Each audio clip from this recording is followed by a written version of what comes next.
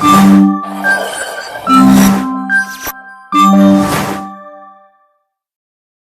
doctors, this is Dr. Sunabha, your Obs and Gynae faculty for NEET PG, NEET FMGE and other exams.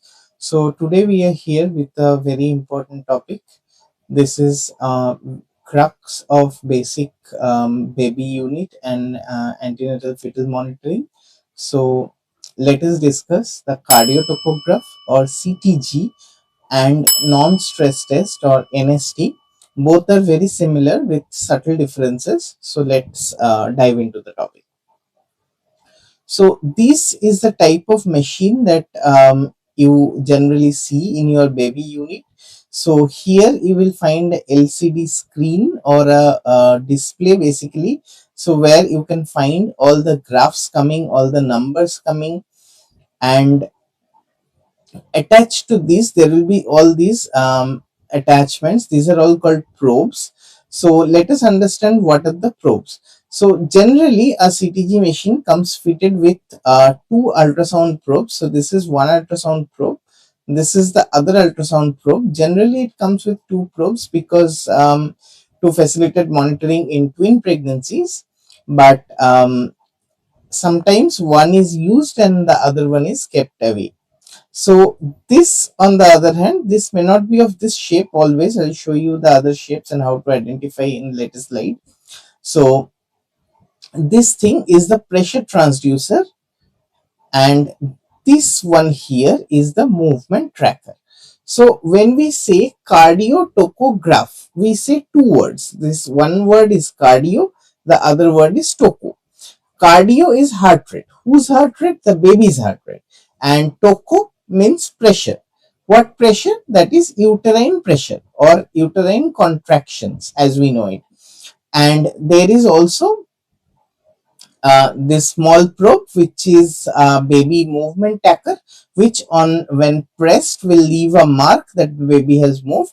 So basically what we do is we give it to the mother and ask her to press whenever there is a necessary whenever there is a movement. So what is the basic difference between an NST and a CTG? So CTG, as we said, is cardiotocograph. So it monitors both the pressure, that is contraction, and baby's heart rate. It measures both. Now, when it comes to NST, NST is non-stress test. So what is stress? Stress is basically the event of labor. That is the greatest stress at that point. So when the mother is not in labor and I want to just know how the fetal heart tracing is, then what I do is a non-stress test, and that is when I track the baby's movements. Otherwise, when the mother is already in labor, the baby's head is engaged and there will not be much movements. So basically these two probes correspond to our CTG, the pressure probe and the sound, and NST is basically the sound probe, the heart rate probe, and the movement tracker in a simple way. So let us see the probes again in detail. So this one here is the ultrasound probe, the flat surface. This one has piezoelectric crystals. So do not ever drop it, otherwise this will be damaged. The piezoelectric crystal alignment will change. So this is piezoelectric sensor for sound probing, or this is an ultrasound probe basically to pick up fetal heart sound. And since it is a ultrasound probe, we always put jelly on the surface whenever we use this, okay, to create a good interface to pick up sounds. On the other hand, here you can see there is a soft point in between. Here also in this picture there is a soft point in between, right? So this soft point is basically the pressure transducer, and these two are the pressure probes often used for the topography part. So with this discussion, let us now see a cardiotocograph and also understand what are the key components of the cardiotopograph and what all we need to look for. So any other medical graph, what we see first when we get the graph, we don't jump ahead and start diagnosing it, right? So in a clinical scenario, we first confirm the patient identity, then see the timestamp when it is taken, which day, which time, what is the duration, then we look forward and analyze the indication, what is the case, what is the background, what are the risk factors, why it is being done, and next thing we check on CTG paper is the calibration. So CTG calibration can be of various different types, but what we generally use is 1 centimeter per minute. That is the speed we generally maintain. Some people prefer 2 centimeters, some people prefer 3 centimeter per minute, but that leads to variable interpretations. So for our purpose, we keep the speed at 1 centimeter per minute and we analyze according to that. So when we are analyzing, we must first confirm that the trace is 1 centimeter per minute. Otherwise, if it is 3 centimeter per minute, then the graph gets more compressed, right? So somewhere variability is less, it might look like variability is more. So first, we need to confirm the calibration and interpret accordingly. Next thing, we come to the measurement of the components. So we are doing a cardiotocograph, means we are obviously looking at the toco or the uterine contraction, and this is the area where uterine contraction is plotted. So the amplitude of the contraction per se doesn't have much importance, but what we need to see is whether after each contraction the uterus is coming to the baseline or not. That is one thing which is very important. And we also know that our 1 centimeter is 1 minute. So we can measure about 10 minutes and how many contractions are there in 10 minutes, that we can measure and get an idea about number of contractions per 10 minutes. We get to see the baseline. So baseline is basically the average heart rate, average fetal heart rate for a long segment, which is quite like not much up and down. So next thing we see is variability. So variability is basically distance between the highest point and the lowest point, which is not acceleration or deceleration. I'll come to the definition. So the distance between the highest point and the lowest point in the area where we are taking our baseline, right? So this gives you our bit to bit variability. Also in computerized CTG or CCTG that we generally do these days, variability often comes auto calculated, right? So next thing we see is acceleration. Acceleration is basically a rise more than 15 bits per second lasting for more than 15 seconds. And what is deceleration? Deceleration would be a drop. Here we cannot see a deceleration, but deceleration is a drop from baseline, which is again more than 15 seconds and more than 15 bits per minute drop from the baseline. So more than 15 seconds and more than 15 bpm acceleration, less than 15 bpm or decrease 15 bits per minute for more than 15 seconds is what we call a deceleration. With that, let us see NST now. So NST, basically there are no contractions. If we see this graph, there are no contractions. Actually, we need not to put the tocoprobe in NST, but someone has put, and we can see the baseline, the pressure is in the baseline. So there is no contraction. The mother is not in labor, not in trace. So here we have to, what we want to see is the baseline, the average number, then the variability, and if accelerations are there or not. Ideally, during a non-stress test, there should be 2 accelerations in a 20-minute interval. If in 20 minutes we do not see more than 2 or more accelerations, then we can continue for another 20 minutes, assuming the baby is sleeping.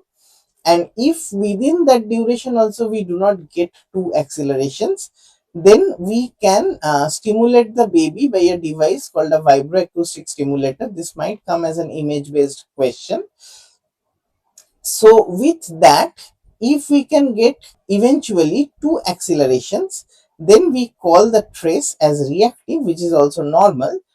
On the other hand, if acceleration is not seen, we call it non-reactive, or less accelerations are seen, we call it a non-reactive NST, which is considered as abnormal. Now, coming to the other features of CTG. So, CTG is not classified as reactive or not reactive, that is NST. CTG is classified as normal, suspicious, and pathological, right?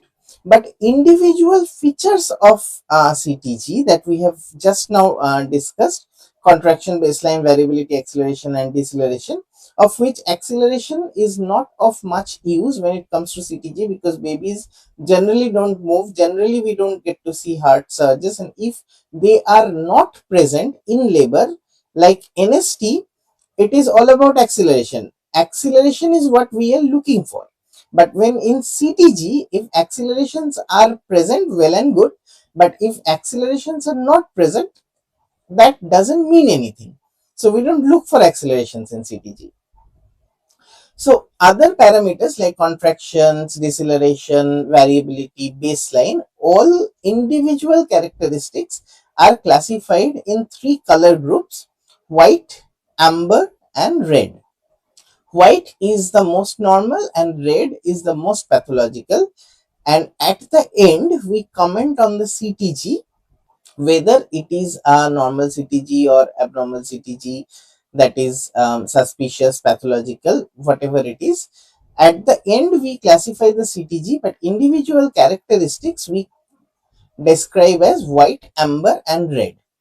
So, contraction, if it is less than 5 per 10 minutes, less than 5 every 10 minutes, then it is white or normal.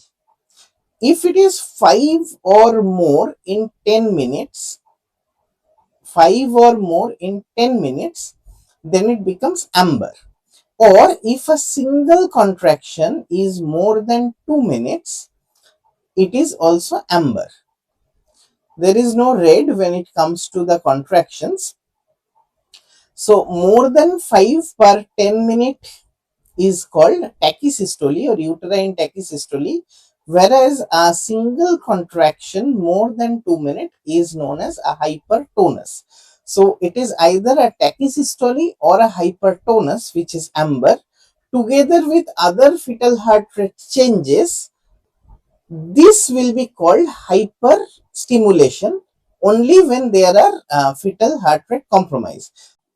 So next point we discuss is baseline. And white on normal feature in baseline is baseline 110 to 160 beats per minute. Now, seeing what is the abnormal thing, on the higher range, more than 160 is abnormal, but on the lower end, we see the red feature is less than 100. So, there is amber where it sits where the level is between 100 to 109. Also, we see that in upper segment there is no discount, right? 160 is the normal cutoff and above 160 it is abnormal, red. But below we see there is a margin. So 110 is the normal lower cutoff, but then red is below 100 and there is a cushion, amber cushion, 100 to 109 bits per minute, right?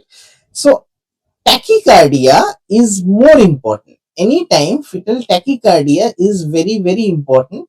And the same reason, if we see a sudden baseline shift upwards of approximately 20 or more, then it also becomes amber. And of course, if there is no clear baseline, like this hypervariable trace with variability is just like this is called a saltatory pattern or hypervariable trace, where fixed baseline cannot be determined. There is no white area between the hypervariable area. So that is also a amber feature. Now coming to the next important thing, variability. Again we will start with white. So 5 to 25 bits per minute variability is normal, and here we face the duration issue. So far we didn't have any duration issue, now we face with duration issue. So what is amber? Less than 5 bits per minute for 30 to 50 minutes. For 30 to 50 minutes, we are seeing a variability which is less than 5 bits per minute. And if it is beyond 50 minutes, then it becomes red. Same, more than 25, that is hyper variable. More than up to 10 minutes is amber. If it goes beyond 10 minutes, same hypervariable trace goes beyond 10 minutes, then it becomes red. The point I want to highlight here is, see, the higher things are generally the worst things, right? So lower variability, we can go up to 50 minutes, almost an hour before we call it red. But when it comes to the hypervariable trace, 10 minutes is the cutoff. If it goes beyond 10 minutes, then we consider it as a red feature.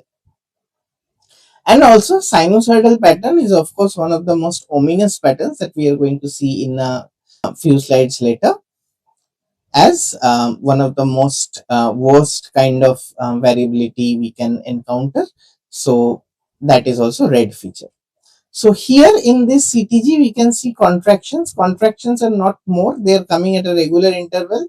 None of them are very high altitude contractions or very frequent or very prolonged, right? So it's basically normal looking contractions, even though we don't have a scale here actually. Actually, we do have a scale here. So from here to here, from here to here is 10 minutes. So we can see 1, 2, 3 contractions in that area. So normal. But here we see that the baseline is approximately 150 and the variability is very, very less. So if this is 140, then this is 150 and this is 160. So this small box is approximately 10 if you see the calibration. So this is not even 5, right? Less than 5. So this is what our reduced variability looks like. And understand the difference. This is a very telltale thing. This is like an elephant. If you know this picture, then you know. Otherwise, you cannot make it out. So this is the sinusoidal pattern. And this is a very ominous pattern. That's why I've kept red as the color. And this is seen in Vasa previa and severe fetal anemia. Severe fetal anemia. Like fetus is getting exsanguinated. In these kind of situations, this kind of a CTG is found. I personally have never encountered a sinusoidal pattern, but just to know that this is a very ominous sign and the baby goes off very quickly if this kind of a picture appears. Just identify the no baseline and also very smooth hypervariability. Normally hypervariability that I had drawn is like this, but this is a very smooth and repetitive pattern. So this is what a sinusoidal pattern is. Once you know this, you will never forget. So coming to the next part of interpreting CTG, the deceleration, this part actually deserves the longest attention. So there are various types of deceleration: early, late, variable, and then spontaneous and prolonged.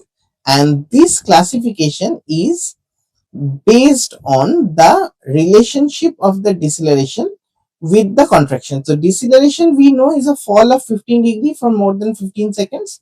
So suppose this is the fall, and in the CTG graph, here is the contraction, right?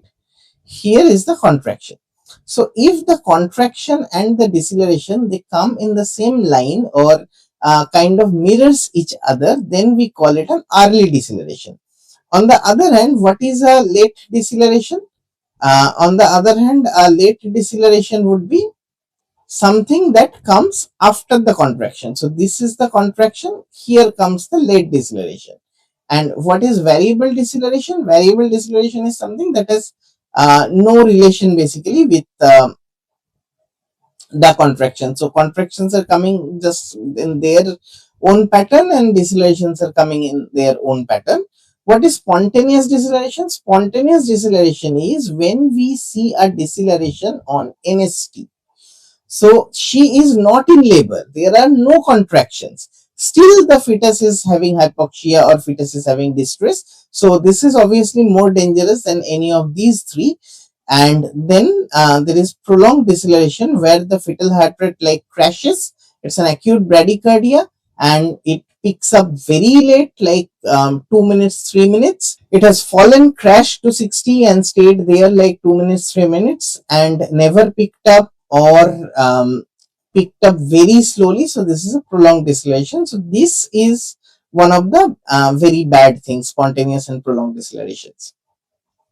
When it comes to variable deceleration, there are certain characteristics which are called concerning characteristics.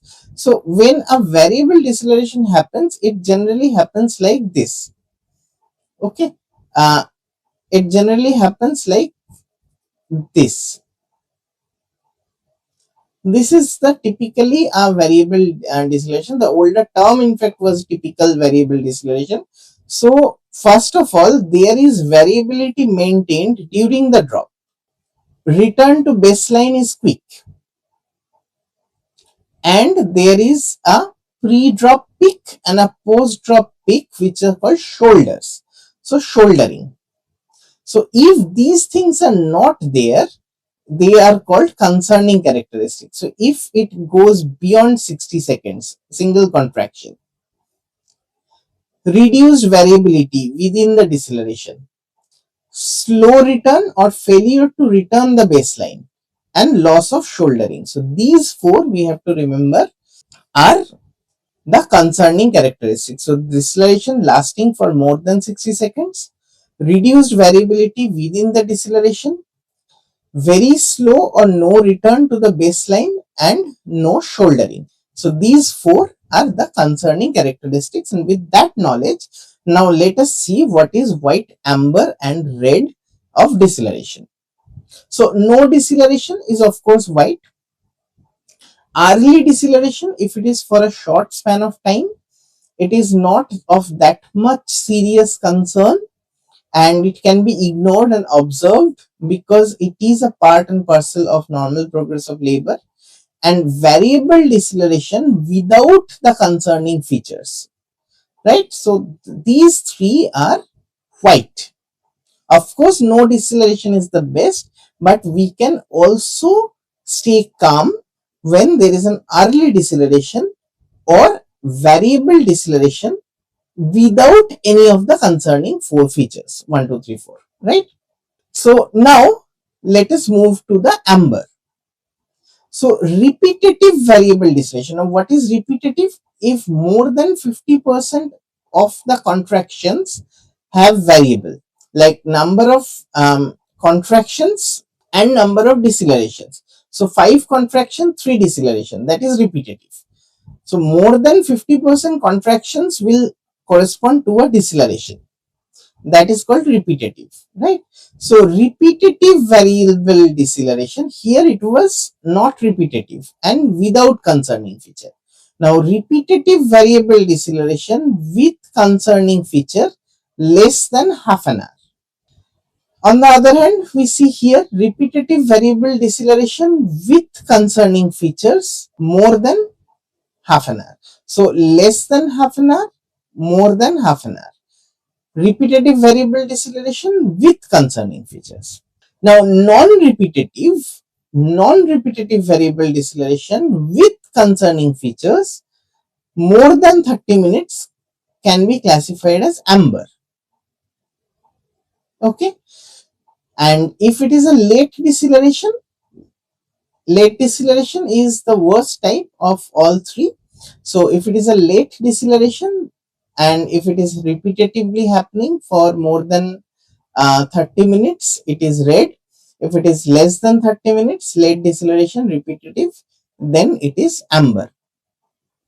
And as we discussed, a prolonged deceleration or an acute bradycardia is of course classified as red. So here we see the early deceleration pattern. We can see the deceleration. This one here is the deceleration, and the peak of the contraction and the nadir of the deceleration just matches. Here we find another deceleration. So here it is also an exact match, exact mirror image. And how many contractions do we see? 1, 2, 3, 4, 5. And how many decelerations? 2. So this is also non-repetitive. So this is not of much concern. Early deceleration happens mostly because of head contraction, mostly because of head contraction or head compression during the delivery, when the head tries to negotiate through the pelvic bones. This kind of features are there. So if it is recurrent or going into prolonged or any other pathological features are appearing, then we have to think about whether it's a CPD or not. Otherwise, it is just the head trying to pass through, and once the head passes through, this kind of decelerations disappear. Next, we see the bad type, the late one. So here you can see the contraction is here and it has come late. So there is a lag. Again, we are drawing the line from the deceleration to contraction. So here is the contraction and there is a lag. There is a lag. So this is a late deceleration, and late deceleration generally happens due to placental problems or fetoplacental insufficiency, uh, abnormal blood flow to the baby from the mother, abruptio placentae. So basically placental causes can give rise to this kind of pictures. And also here you can see two contractions and two decelerations. So this is definitely a recurrent. Next we see is the variable deceleration. So we see these are the contractions 1, 2, 3, 4, and these are the decelerations, and they are not in any relation, like not coming together, not coming before. So this picture is variable deceleration. Variable deceleration is generally due to the compression of the cord. So sometimes if mother changes position, or there is a dehydration, or there is some kind of cord entanglement inside, we can get this kind of pictures. And again, if it is for a short duration, if it is non-recurrent, if it is typical, that is without the concerning features, we can stay calm. But when it becomes recurrent, when it repetitively happens beyond half an hour, then we have to be concerned, as we saw. So variable deceleration is mostly due to cord compression, and when this kind of features is noted, what we generally do is sometimes we stop oxytocin, sometimes we give more fluid to the mother, sometimes we change position to release the cord if somewhere it is stuck. So this is variable deceleration. And here we see a prolonged deceleration. So a prolonged deceleration is essentially that it is very slowly falling and picking up also very slowly. And if this is 10 minutes, then it is almost like 5 minutes, right? So any drop which doesn't come up to normal baseline within 3 minutes is prolonged deceleration. So deceleration more than 3 minutes is considered as prolonged deceleration, and this usually signifies a acute bradycardia like cord prolapse or sudden abruption, this kind of pictures. Now with this understanding, let us now see how do we interpret an entire CTG. So we have got contractions, we have got the baseline, we have got the variability, we have got the deceleration. These are the four most important points, and we mark which finding is coming on white, which finding is going on amber, which is going on red. And finally, if we find one red or two amber, that is a pathological CTG, right? So there are three classifications: normal, suspicious and pathological. That is how we say about CTG. That is our final comment on a CTG. So the features are white, amber or red, and the final verdict is normal, all white, suspicious, only one amber, and pathological, any one red or two or more amber features. So that's how we classify our CTG. So I will finish this rather long discussion with a simple mnemonic. We notice that there are three kind of decelerations: early, variable, and late. So here is a baby ready to come out, and what comes early in the labor? The head. So early is related to the head compression. And what comes late at the end of a normal delivery? That is the placenta, right? So placental causes are related to the late decelerations. And what is of variable length? It is the cord. Cord is of variable length. So variable deceleration is related to the cord causes like cord compression, cord entanglement, and all that. So I hope that helps. Feel free to contact us with any doubts. Follow us on YouTube and follow us on Instagram. Thank you so much.